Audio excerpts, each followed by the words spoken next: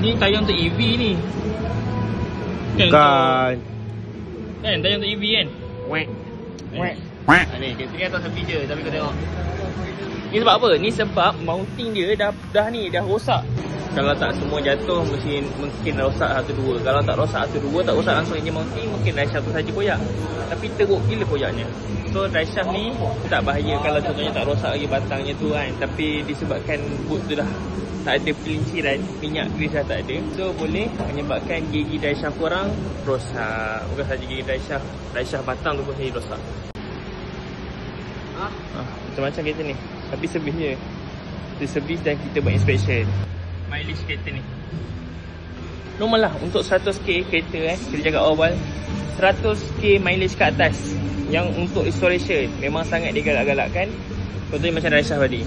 Bukan saja driveshaft lah, banyak komponen-komponen lain yang korang boleh buat check full dan restore satu-satu. Kalau nak pakai kereta ni lama lagi. Contohnya kalau nak pakai kereta ni lagi 7 tahun, 5 tahun, boleh restore.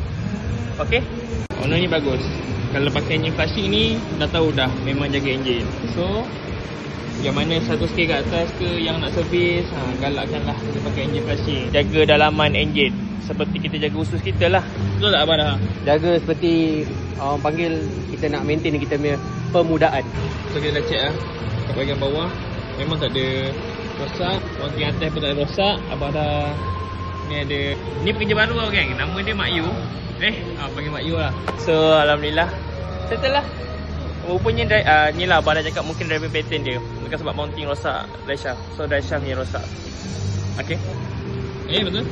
Boleh like, follow dan share video ni kalau bermanfaat.